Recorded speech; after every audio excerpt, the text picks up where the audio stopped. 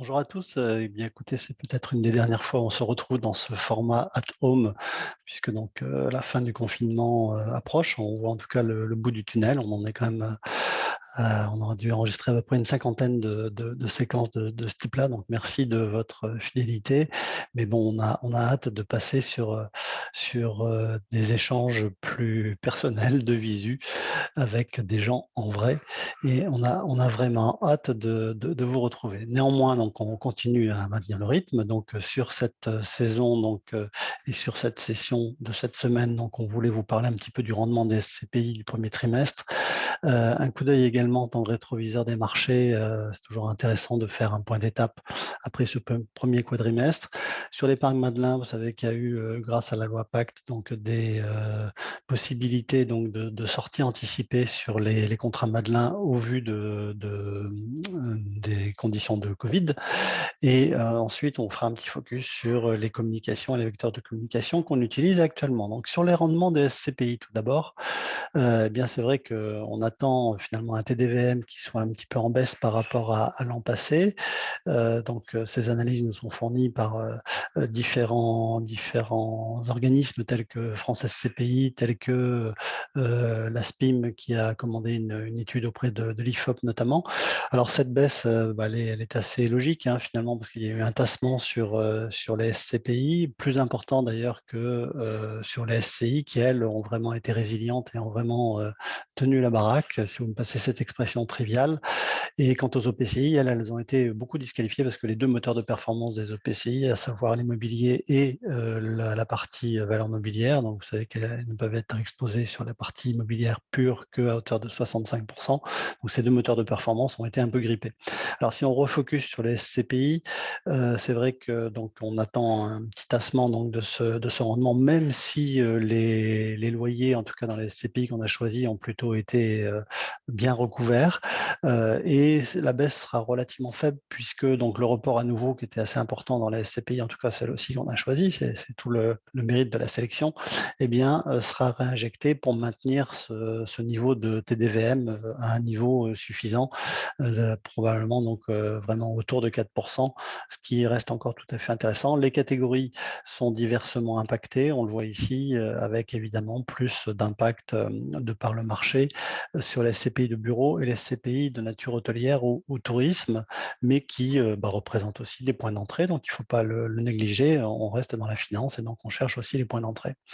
Sur ces SCPI, justement, peut-être qu'il y a aussi quelques rappels sur les volumes que ça représente, notamment issus de cette fameuse étude IFOP pour la SPIM, donc avec quelques stats ici qui sont intéressantes en matière de capitalisation des SCPI. Donc, ça reste significatif, même si, effectivement, au cœur de l'assurance vie, puisque souvent c'est utilisé comme des unités de compte, qui vient de passer les 1 800 milliards de stocks, eh bien, on est un petit peu encore sur un épiphénomène, mais qui ne l'est pas côté CGP et qui fait son petit bonhomme de chemin et qui a beaucoup de résonance auprès de vos clients. En tout cas, vous êtes assez fan de ces supports, qu'ils soient SCPI, SCI, SCI de SCPI ou OPC foncière. Alors, d'un point de vue plus financier, donc regardons, alors on a pris le CAC 40 ici parce que c'est le plus reconnu, le plus remarquable comme indice en France. En year to date, vous voyez ici des performances. On est dans le vert. Sur 6 mois, on est dans le vert.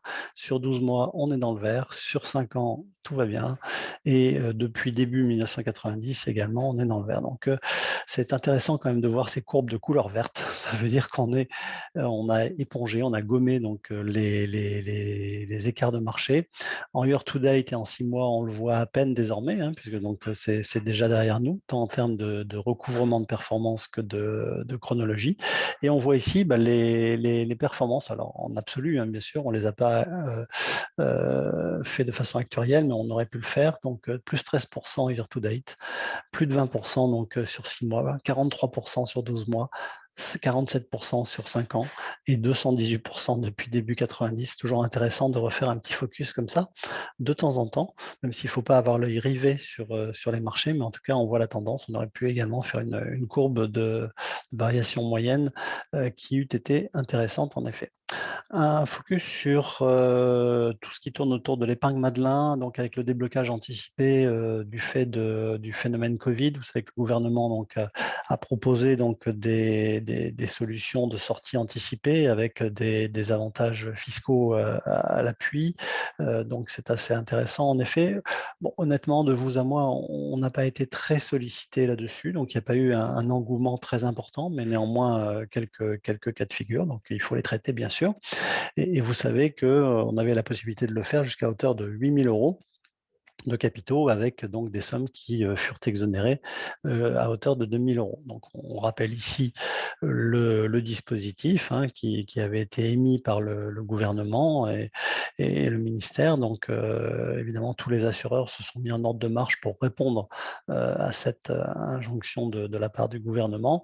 Et ensuite, eh bien, puisqu'on est au moment des déclarations, voir comment tout ça s'inscrit dans les déclarations. Donc, les clients ont reçu donc les informations qui vont bien de la part de l'assureur pour pouvoir les inscrire dans leur déclaration durant ce fameux mois de mai qui est toujours couronné en tout cas empreint de cette démarche ô combien sympathique qui est la déclaration des revenus. Voilà donc pour la facilitation auprès de vos clients. Un point également, puisqu'on parle de facilitation, c'est sur les produits financiers de type SCPI. Donc, voir ici quelles sont les possibilités que nous vous offrons via nos tunnels de souscription, tant en matière de pré-saisie que de saisie électronique et voire jusqu'à la signature électronique. Donc, intéressant de voir ce panorama de solutions. Donc, jusqu'où va-t-on pour les personnes physiques, pour les personnes morales, que l'on soit en pleine propriété ou bien en démembrement, du pro usufruit. On a ces différentes possibilités. Donc, la matrice est assez complexe à avoir en tête. Donc, on vous la présente ici, mais plus que de vous la présenter, que vous la reteniez, il s'agit ici, bien sûr, des produits financiers en direct. On ne parle pas ici d'unité de compte, même si on retrouve quasiment tous ces supports en unité de compte, bien sûr, mais cette activité qui n'est plus du tout périphérique, puisque en termes de volumétrie, elle pèse désormais de façon importante. Et vous le retrouvez, donc vous retrouvez ces différents process, ces différentes matrices. Qu'est-ce qu'on peut faire en pré-saisie, en signature électronique, personne morale, personne physique, pleine propriété, démembrement. Vous la retrouvez donc cette matrice à partir de votre extranet, donc de telle sorte qu'on puisse là aussi vous aider, que vous n'ayez pas forcément ça en tête, on le comprend bien, et que vous puissiez retrouver le bon process au bon moment. Un petit tour d'horizon sur la communication. Donc, on a enregistré tout récemment, le 3 mai dernier, donc un webinar sur tout ce qui est théorifère avec des spécialistes et des gérants donc sur des fonds thématiques or. Cette session fut animée par l'excellent Joachim Pexotto. Donc, on va pouvoir la pousser donc très prochainement, je pense que d'ici quelques jours sur les réseaux. Donc, vous pourrez également voir un petit peu la résilience ou pas d'ailleurs, en fonction de votre tempérament et de votre comportement par rapport à l'or, dans des allocations d'actifs et l'intérêt donc de cette part dans ces allocations d'actifs. De la même façon, nous avons enregistré un e-forum le 5 mai dernier. Donc, vous voyez, la semaine était assez dense en matière d'enregistrement sur l'immobilier, avec 9 sociétés de gestion qui nous ont fait part de leurs convictions, qui ont abordé diverses thématiques avec toujours, pour chacune d'entre elles, c'était assez étonnant mais très intéressant, la connotation ISR-ESG qui désormais donc est en fond d'écran en permanence. Donc l'extra-financier touche désormais et ô combien donc tout ce qui est pierre papier et pierre physique. Donc intéressant de voir cette évolution.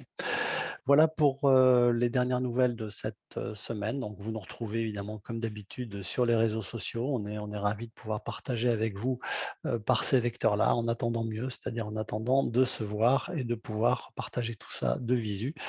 D'ici là, prenez soin de vous encore pour quelques semaines, mais même au-delà. En tout cas, j'espère que d'ici quelques semaines, tout le monde sera vacciné et qu'on pourra reprendre une vie quasi normale.